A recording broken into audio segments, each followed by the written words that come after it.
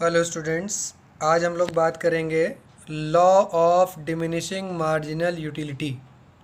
आज हम law of diminishing marginal utility पर बात करेंगे, जिसको हिंदी में कहते हैं सीमांत उपयोगिता ह्रास नियम या सीमांत तुष्टिगुण ह्रास नियम। तो ये जो ह्रास नियम है ये क्या कहता है, ये बात आप लोगों को समझनी है। यहाँ पर सेम बात हिंदी में भी लिखी हुई है और सेम ही बिल्कुल मीनिंग इंग्लिश में भी लिखी हुई है। हम आपको बिल्कुल साधारण शब्दों में आपको बताने की कोशिश कर रहे हैं। देखिए, आपको यहाँ पर यह समझना है कि यहाँ पर एक बात लिखी हुई है। H. गॉसेन, ये एक इकोनॉमिस्ट थे, एक अर्थशास्त्री थे, ऑस्ट्रिया के रहने वाले थे। इन्होंने एक लॉ लिखा था, एक नियम लिखा था, जिसको गॉसेंस फर्स्ट लॉ के नाम से भी जाना जाता है। इन्होंने ये बात कही थी कि law of diminishing marginal utility refers a common experience of every consumer. It was referred by Gossen. इन्होंने ये बात बोली थी कि जितनी भी मनुष्य हैं, सबकी वांट्स जो होती हैं वो तो अनलिमिटेड होती हैं, लेकिन एक निश्चित समय पर आप कुछ ही अपनी ज़रूरतों को पूरा कर सकते हैं, है ना। तो जब कोई व्यक्ति किसी एक ज़रूरत को पूरा करता है तो उसके सामने एक नई ज़रूरत खड़ी हो जाती है, और जब वो उस ज़रूरत को पूरा कर लेता है तो एक नई ज़रूरत खड़ी हो जाती है ना। तो there is difference between want and need, है ना। आवश्यकता और ज़रूरत, जो उसको बोलते हैं ना, बहुत गहन आवश्यकता, इन दोनों में फ़र्क होता है, डिफरेंस होता है। तो गॉसेन आपको ये समझाना चाहते हैं यहाँ पर कि कुछ इम्पॉर्टेंट लॉ हैं, कुछ नियम हैं जिसको समझना ज़रूरी है कि अगर किसी व्यक्ति को कोई चीज़ पाने की एक ललक होती है, एक चाहत होती है, और जब वो उस चीज़ को जब तक नहीं पाता तब तक उसकी नज़र में उस चीज़ की बहुत इम्पोर्टेंस होती है, वो उस चीज़ की बहुत इम्पोर्टेंस मानता है। लेकिन जैसे ही उसको वो चीज़ मिल जाती है, उसके बाद धीरे धीरे उस चीज़ की इम्पोर्टेंस उसमें कम होने लग जाती है। ये बात आपको समझनी है। जैसे कोई चीज़ आपके पास नहीं है लेकिन आप दूसरे के पास देखते हैं, तो देखने से आपके मन में एक भाव आता है, एक मन में विचार आता है कि ये चीज़ हमारे पास भी होती तो हमें भी बड़ा अच्छा लगता और हम इस चीज़ का इस्तेमाल कर सकते थे।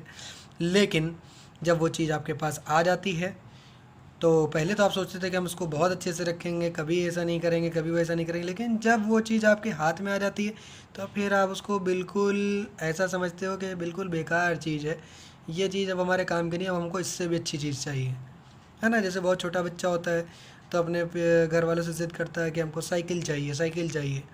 जब उसके पिताजी उसको साइकिल दिला देते हैं, घर वाले साइकिल दिला देते हैं, साइकिल आ जाने के बाद अब उसको ज़िद होने लगती है कि नहीं, अब साइकिल में मज़ा नहीं आ रहा, अब हमको गाड़ी चाहिए, है ना। फिर छोटी मोटी अगर गाड़ी दिला दिया, हल्की फुल्की गाड़ी दिला दिया, तो कहें नहीं, ये वाली गाड़ी में मज़ा नहीं आ रहा, अब हमको और महंगी वाली गाड़ी चाहिए। यानी मनुष्य की जो आवश्यकता होती है वो कहीं रुकती नहीं है, वो अनंत होती है। एक चीज़ के पूरे होने के बाद दूसरे पे आती है, दूसरे के बाद तीसरे पे आती है। यही यहाँ पर इस लॉ का जो एक्सप्लेनेशन है वो आपको यही बताता है, जिसको हम यहाँ पर आप एक चार्ट के ज़रिए आपको समझाने की कोशिश करते हैं। ज़रा देखें, यहाँ पर एक बात आपको बताई गई है, एक टेबल रिप्रेजेंटेशन है। सेम ऐसे ही टेबल रिप्रेजेंटेशन हिंदी में भी है, बस संख्याओं को थोड़ा सा अलग लिया गया है। यहाँ पर संख्याएं थोड़ी सी अलग हैं। संख्या आप अपनी मर्ज़ी से ले सकते हैं, ये सब एज्यूम हैं, ये सब माने गई संख्याएं, कोई रटी रटाई नहीं है। अब यहाँ पर हम एग्ज़ाम्पल ले रहे हैं एक व्यक्ति का। मान लें एक व्यक्ति जो भूखा है, एक व्यक्ति भूखा है, उसके लिए हम स्लाइस ऑफ ब्रेड मान लो, रोटी मान रहे हैं, हम यहाँ पर रोटी की इकाइयाँ मान रहे हैं। तो ये पहली रोटी, ये दूसरी, ये तीसरी, ऐसे करके ये 8 रोटी तक एग्जाम्पल लिया गया है। और ये है मार्जिनल यूटिलिटी यानी यूनिट्स ऑफ सेटिस्फेक्शन, इसको हिंदी में आप कह सकते हैं सीमांत तुष्टिगुण या उपयोगिता। और ये है कुल तुष्टिगुण यानी कुल उपयोगिता, टोटल यूटिलिटी। सेम यही बात हिंदी मीडियम में आपको यहाँ पर इस तरीके से लिखी हुई है। तो रोटी का एग्जांपल आप 7 रोटी लें या 8 रोटी तक लें, इससे कोई फ़र्क नहीं पड़ता है। अब यहाँ पर जो मार्जिनल यूटिलिटी कहने की कोशिश कर रही वो उस बात को आपको बहुत अच्छे से समझना है कि law of diminishing marginal utility है क्या एक्चुअल में। तो आपको समझना ये है कि जब कोई व्यक्ति भूखा होता है तो उसकी नज़र में रोटी की इम्पोर्टेंस बहुत ज़्यादा होती है, रोटी की इम्पोर्टेंस बहुत ज़्यादा होती है। जैसे कि पहली रोटी की इम्पोर्टेंस उसकी नज़र में 25 मतलब ये एक एग्ज्यूम्ड अमाउंट है। अब कहीं दुकान में खाना जाएगा तो वो थोड़ी बोलेगा कि ये रोटी मेरे लिए 25 रुपये की है, अगली रोटी खाएगा तो वो बोलेगा कि 23 रुपये की है। ऐसा नहीं होता। आप एक बात समझ लें, ये बिल्कुल प्रैक्टिकल चीज़ नहीं है, ये सिर्फ व्यक्ति के दिमाग की सोच है कि पहली रोटी ने हमको 25 तक, 25 का मतलब आप रुपए मान सकते हैं, आप उसके लिए एक सेटिस्फेक्शन यूनिट्स मान सकते हैं, कह सकते हैं। तो पहली रोटी से जितना सेटिस्फेक्शन मिला दूसरी रोटी से उतना सेटिस्फेक्शन नहीं मिला, देख लो, कम हो गया। तीसरी यूनिट में सेटिस्फेक्शन और कम हो गया, चौथी यूनिट में सेटिस्फेक्शन और कम हो गया, पांचवी यूनिट में और कम हो गया, छठी यूनिट में ज़ीरो हो गया। बात समझ रहे हो ये क्या कहने की कोशिश कर रहा है कि पहली यूनिट जब पहली रोटी खाई थी उसमें इतना ज़्यादा स्वाद आया और इतना वो अच्छा लगा, क्योंकि शरीर में ताकत की कमी थी, शरीर को जब ताकत मिल गई तो बहुत अच्छा लगा। लेकिन अगली रोटी खाते समय, क्योंकि हम पहली रोटी खा चुके थे, अब पेट में कुछ जा चुका था, तो अगली रोटी में हमको उतना ज़्यादा सेटिस्फेक्शन नहीं मिला। फिर तीसरी रोटी में उससे भी कम हो गया। तो नतीजा क्या होता है, एक निश्चित अमाउंट पर 2-3 रोटी के बाद या 4 रोटी के बाद या 6 रोटी के बाद किसी न किसी पॉइंट पर आकर के उस व्यक्ति की जो कंडीशन होती है वो मार्जिनल यूटिलिटी ज़ीरो हो जाती है। मतलब अब उसके लिए रोटी की इंपॉर्टेंस ज़ीरो है। फ्री में भी अगर कोई दे तो ना खाए, पेट भर चुका है ना उसका, अब फ्री में भी देगा तो ना खाए। लेकिन अगर मान लो ज़बरदस्ती उसको 7वीं यूनिट भी रोटी की खिला दी जाए तो क्या होगा, माइनस, नुकसान हो जाएगा, है ना, पेट खराब हो सकता है, नुकसान हो जाएगा। फिर अगली यूनिट भी खा ले तो और माइनस। ये चीज़ आपको समझनी है, हम आपको एग्जांपल के जरिए यही समझाने की कोशिश कर रहे हैं और इसी चीज़ को यहाँ पर ग्राफ में रिप्रेजेंट किया गया है। ज़रा ध्यान से समझो, ये है एक्स एक्सिस, है ना, और ये है वाई एक्सिस। एक्स एक्सिस पर आपको रोटियों की इकाइयाँ लिखनी है, units of commodity consumed, Hindi में कहेंगे रोटियों की इकाइयाँ। और ये है सीमांत उपयोगिता यानी कि मार्जिनल यूटिलिटी। सेम डायग्राम यहाँ पर हिंदी में भी बना हुआ है, ऐसा ही डायग्राम आपको बनाना है। ये डायग्राम क्या कहने की कोशिश कर रहा है ये समझो। ये पहली रोटी यहाँ से ली गई है, 1 से लेकर 8 तक रोटी है, तो हमने 1 2 3 4 8 रोटी तक या 9 रोटी तक बना लिया। अब पहली रोटी से सेटिस्फेक्शन कितना मिला, 25, तो सबसे ऊपर गया पहला वाला, फिर अगला वाला उससे कम, फिर तीसरा उससे कम, चौथा उससे कम, ये धीरे धीरे कम होता गया। कम होते होते ये छठी रोटी पर देखो ज़ीरो हो गया। तो 6 वाले पर देखो ध्यान से, 6 वाले पर पहुंचने पर ज़ीरो हो गया। और 7वीं रोटी पर, यानी 7वां ये पॉइंट है ना, अब देखो ये माइनस में जा रहा है, क्योंकि वाई एक्सिस ऊपर प्लस होती है नीचे माइनस होती है। अब देखो ये माइनस जा रहा है, फिर माइनस की तरफ थोड़ा बढ़ा और बढ़ा और बढ़ा, अब ये जितना नीचे जाएगा उतना ज़्यादा माइनस में होगा। ये बात आपको समझनी है। तो मार्जिनल यूटिलिटी की ये लाइन है, ये लाइन आपको बता रही है there is a decrease, diminishing का मतलब होता है घटना, डिक्रीज होना। तो डिमिनिशिंग यानी कि ह्रास लग रहा है, घट रहा है, ये घटते हुए नीचे की तरफ जा रहा है और घटते घटते ज़ीरो हुआ, ज़ीरो के बाद माइनस में चला गया। तो ये वाली जो यूटिलिटी है, ये हिस्सा जो आपको दिख रहा है इस लाइन के ऊपर, ये कहलाती है पॉजिटिव यूटिलिटी। पॉजिटिव का मतलब धनात्मक, धनात्मक सीमांत उपयोगिता। और ये जो आपको ये कलर्ड पोर्शन दिख रहा है ये है निगेटिव, जिसको हिंदी में कहते हैं ऋणात्मक सीमांत उपयोगिता। ये तो ज़ीरो है, ये 6 वाला, इसको बोलते हैं पूर्ण तृप्ति का बिंदु यानी फुल सेटिस्फैक्शन का। देख लो ये डायग्राम बना हुआ है बिल्कुल सेम हिंदी में। आई होप कि आप लोगों को ये बात समझ में अच्छे से आ गई होगी कि इस डायग्राम में क्या बताने की कोशिश की गई है। अब हम आपको यहाँ बता रहे हैं कि कंडीशन या assumptions of law of diminishing marginal utility क्या होती है। यानी सीमांत तुष्टि गुण के नियम की कुछ मान्यताएं या शर्तें होती हैं, यानी हर जगह पर सीमांत उपयोगिता ह्रास नियम नहीं लगता, उसके लिए कुछ ज़रूरी चीज़ें हैं, वहीं पर वो लगेगा। जैसे the units of commodity must be homogeneous. Homogeneous का मतलब ये है कि सभी यूनिट्स एक जैसी होनी चाहिए। ये नहीं कि पहली रोटी अलग थी, दूसरी अलग थी, तीसरी अलग थी। आप मान लो संतरे का एग्जांपल ले लो, तो पहला संतरा छोटा था, दूसरा बड़ा था, या तीसरा उससे बड़ा था। तो ऐसे में law of diminishing marginal utility apply नहीं होगा। कब अप्लाई होगा, जब सब यूनिट्स एक जैसी हों, बराबर हों। फिर अब process of consumption should be continuous.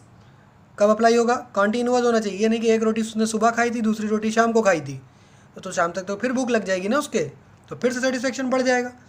लगातार जो घटने का भी हमने आपको नियम बताया कि law of diminishing marginal utility में क्या होता है, पहले यूनिट में सबसे ज़्यादा सेटिस्फेक्शन मिला, उसके बाद उससे कम, उसके बाद उससे कम, उससे बाद उससे कम। ऐसा कब होगा, जब ये काम कॉन्टीन्यूअस मोशन में हो। पहली रोटी खाई तुरंत दूसरी, तुरंत तीसरी, बिना कोई टाइम गैप के। Price of the commodity and it substitute should remain the same. Price नहीं बदलना चाहिए, क्योंकि प्राइस से भी लोगों के मन में विचार बदल जाते हैं। कोई प्रोडक्ट आपको अच्छा लगता है लेकिन प्राइस उसके ज़्यादा होने के कारण आप उस प्रोडक्ट को परचेज़ नहीं करते। तो ऐसे में प्रोडक्ट के प्राइस अगर घट रहे हैं या बढ़ रहे हैं तो उस प्रोडक्ट की इंपॉर्टेंस आपकी नज़र में बदल जाती है। और taste, habit, fashion and income of the consumer should remain unchanged.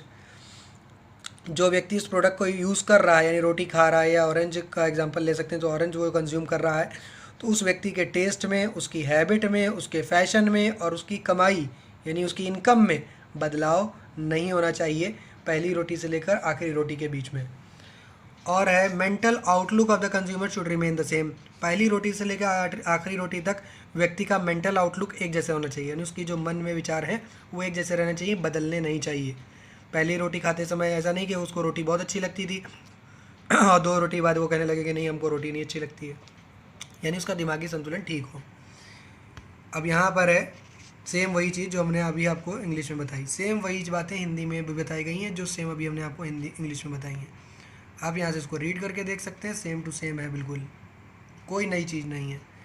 अब बात आती है कुछ एक और इम्पॉर्टेंट टॉपिक की, जो मेरे ख्याल से सबसे इम्पॉर्टेंट है, जो हाई स्कूल के बोर्ड के एग्ज़ाम में पूछा गया है काफ़ी बार। एक तो जब ये हमने आपको चार्ट बताया वो है एक्सप्लेनेशन ऑफ दिस लॉ, और दूसरा ये exception of this law. Exception का मतलब अपवाद। तो कुछ अपवाद हैं डिमिनिशिंग मार्जिनल यूटिलिटी के, मतलब ये कि जैसे कि अभी हमने आपको डिमिनिशिंग मार्जिनल यूटिलिटी में बताया कि कोई व्यक्ति किसी चीज़ को लगातार कंज्यूम करे तो उसकी इंपॉर्टेंस उसकी नज़र में धीरे धीरे कम होने लगती है, लेकिन कुछ ऐसी चीज़ें हैं जहाँ पर ये रूल अप्लाई नहीं होता। जहाँ पर ये रूल अप्लाई नहीं होता मतलब उस व्यक्ति की नज़र में उसकी इंपॉर्टेंस कम ही नहीं होती, वो कंज्यूम भी कर रहा है तब भी नहीं कम हो रही।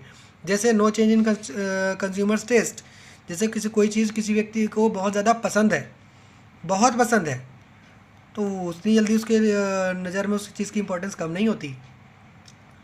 और सूटेबल यूनिट्स, अगर यूनिट सूटेबल रहें तो भी नहीं होगा, है ना। जैसे कि बहुत सूटेबल यूनिट्स हैं, जैसे for example 30% start drinking water by spoonfuls और hungry person eats bread morsel by morsel, the third the hunger will get stimulated.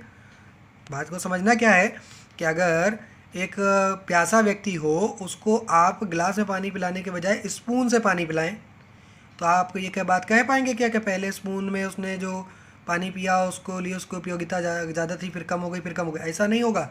न जाने कितने चम्मच पानी पी जाएगा तब भी उसकी इंपॉर्टेंस कम नहीं होगी। सूटेबल टाइम, अगर टाइम सूटेबल ना हो तब भी नहीं होगा, जो तो अभी हमने आपको बताया कि अगर टाइम सूटेबल नहीं हो मतलब अगर टाइम गैप ज़्यादा हो गया तो डिमिनिशिंग मार्जिनल यूटिलिटी अप्लाई नहीं होता। टाइम गैप अगर ज़्यादा हो गया तो ये रूल अप्लाई नहीं होगा कि पहले इंपॉर्टेंस ज़्यादा उसके बाद की कम, उसके बाद की उससे कम। नॉट एप्लीकेबल टू मनी, पैसे पर तो ये कभी अप्लाई होता ही नहीं। किसी भी व्यक्ति को कितना भी पैसा मिल जाए उसके मन का लालच कभी ख़त्म नहीं होता। ऐसा नहीं होता कि उसने पहले दिन पैसे कमाए थे तो उसकी नज़र में उसकी इंपॉर्टेंस ज़्यादा थी, अगले दिन उसकी इंपॉर्टेंस कम हो गई, कभी नहीं, कभी भी नहीं होता। ऐसा किसी भी व्यक्ति के साथ नहीं होता। वो कम कमाए या ज़्यादा कमाए, या जितना भी कम कमाए या जितना भी ज़्यादा कमाए, कभी भी किसी भी व्यक्ति की नज़र में पैसे की इंपॉर्टेंस नहीं घटती है। रेयर कलेक्शंस, रेयर कलेक्शंस का मतलब समझते हो? दुर्लभ चीज़ें, दुर्लभ वस्तुएं, ऐसी चीज़ें होती हैं जो बहुत से लोग इकट्ठा करते हैं, जैसे बहुत पुरानी कोई पेंटिंग, कोई एंटीक चीज़, कोई स्टैम्प, क्वाइन, बहुत सारे लोग ये सब चीज़ें इकट्ठा करके रखते हैं, तो उनकी नज़र में क्या उसकी इंपॉर्टेंस कम होती है? नहीं, कभी भी कम नहीं होती, कभी भी कम नहीं होती, क्योंकि वो जितना ज़्यादा पुराना हो जाता है उतनी ही ज़्यादा और ज़्यादा उसकी इंपॉर्टेंस बढ़ने लगती है। और सेम यही बातें देखो यहाँ पर हिंदी मीडियम में बताई गई हैं, सेम यही चीज़ें जो हमने आपको बता रहे थे सेम यही लिखी है। जैसे यहाँ पर देखो मधुर संगीत और मधुर कविता की बात बोली गई है। अगर किसी को बहुत अच्छा संगीत सुनने को मिल जाए तो पहला गाना सुनेगा तो उसको अच्छा लगेगा, दूसरा गाना सुनेगा तो क्या ख़राब लगेगा?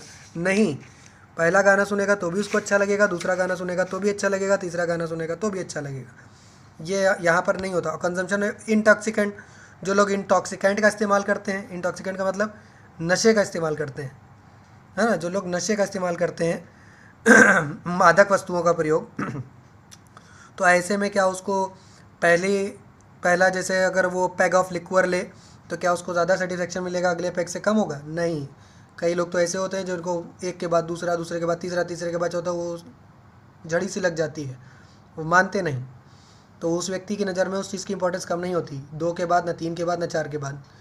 तो चेंज इन पर्सन स्टॉक, दूसरे पर्सन के स्टॉक से भी बदलाव होता है। जैसे कभी भी किसी व्यक्ति के पास जो चीज़ है वो चीज़ अगर दूसरे के पास ना हो तो ऐसे में भी उस व्यक्ति का उसमें रुझान बना रहता है। जैसे हम कोई चीज़ कहीं से ख़रीद लाएं और वो चीज़ बहुत रेयर हो, दूसरों के पास ना हो, तो ऐसे में उस चीज़ के साथ मेरा लगाव बना रह जाता है, क्योंकि वो चीज़ दूसरा कोई ला नहीं पा रहा है इसलिए। No decrease in the desire of concentration of powers. Power के साथ भी बेटा वही एग्जांपल है जो सेम एग्जांपल रुपए के साथ है, मनी के साथ। अगर किसी व्यक्ति को ताकत मिल जाए तो वो और ताकत एक्वायर करने से कभी पीछे नहीं हटता। वो कभी पीछे नहीं हटता कि हमको ताकत ज़्यादा मिल गई है, हम वापस कर रहे हैं, ऐसा कभी नहीं होगा। जिस व्यक्ति को पैसा ज़्यादा मिल जाएगा ना वो कभी मना करेगा, ना किसी को पावर के लिए कभी कोई मना करेगा। वो और बात ज़्यादा बढ़ेगा और आगे बढ़ेगा, यानी उसके मन में कभी भी ऐसा नहीं होगा कि नहीं अब ताकत ज़्यादा मिल गई है अगली बार कम होने लग जाएगी, ऐसा कोई उसके मन में विचार नहीं आएगा। और डिस्प्ले आइटम्स के डिज़ायर में कभी नहीं होता। आप देखते हैं ना दुकान में ऐसी, कई बार दुकान में ऐसे सजावट रखते हैं कि बच्चे देख करके बाहर से ही उनके मन में लालच आ जाती है कि नहीं हमको ये चीज़ चाहिए, हमको ये चीज़ चाहिए। अगली बार फिर उसी दुकान से निकलेंगे, फिर उनको वही चीज़ चाहिए, फिर तीसरी बार निकलेंगे फिर वहीं से वही चीज़ चाहिए। तो क्या उनके मन में कोई विचार की कमी हो रही है? क्या वहाँ पर उपयोगिता ह्रास नियम लग रहा है? नहीं लग रहा। ह्रास कहाँ हो रही है, यानी घट कहाँ डिमिनिशिंग हो रहा है? वो तो हर बार वही हो रहा है। और एक रियल एक्सेप्शन के बारे में प्रोफेसर टॉसिंग ने एक बहुत बड़ी इंपॉर्टेंट बात बोली है। उन्होंने ये कहा है, सेकेंड और third reading of a good piece of poetry और hearing the good music for the second time में yield greater utility than the first. यहाँ पर इन्होंने एक बात बोली है कि एक बहुत बड़ा अपवाद ये भी है कि बहुत सारे लोग जो पढ़ने के शौकीन होते हैं, जो अच्छी पोइट्री पढ़ते हैं, अच्छी कहानियाँ पढ़ते हैं, वो लोग ज़्यादातर क्या होता है पहली बार पढ़ने में उतना अच्छा नहीं लगता, या पहली बार किसी अच्छे गाने को सुनने में उतना अच्छा नहीं लगता जितना अच्छा लगता है जब हम उसको दूसरी बार या तीसरी बार सुनते हैं, तो बहुत अच्छा लगता है, बहुत आनंद आता है। तो ये आपको समझना है कि ये एक रियल एक्सेप्शन है, ये वास्तविक अपवाद है। किसका? Law of diminishing marginal utility का, सीमांत उपयोगिता ह्रास नियम का। ये सीधे सीधे से अपवाद हैं। तो हमने आपको 3 चीज़ें बताई कि law of diminishing marginal utility को आप कैसे एक्सप्लेन करेंगे चार्ट के ज़रिए। दूसरा हमने आपको ये बताया कि उसकी अजम्पशंस यानी मान्यताएं क्या हैं, और तीसरा ये बताया कि इसके एक्सेप्शन यानी अपवाद क्या हैं। आई होप कि आप लोगों को ये तीनों बातें अच्छे से समझ में आ गई होंगी। अगर आप लोगों को ये वीडियो अच्छा लगा हो तो वीडियो को लाइक करें, और अगर आपने अभी तक चैनल को सब्सक्राइब नहीं किया तो चैनल को सब्सक्राइब करें, और भी लोगों तक इस वीडियो को पहुंचाने के लिए इसको शेयर करते रहें। Thank you.